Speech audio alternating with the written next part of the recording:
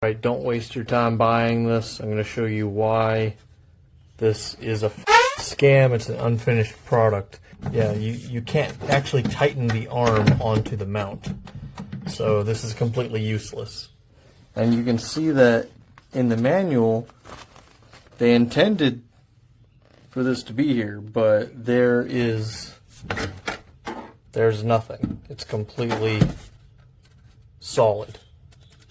Morons.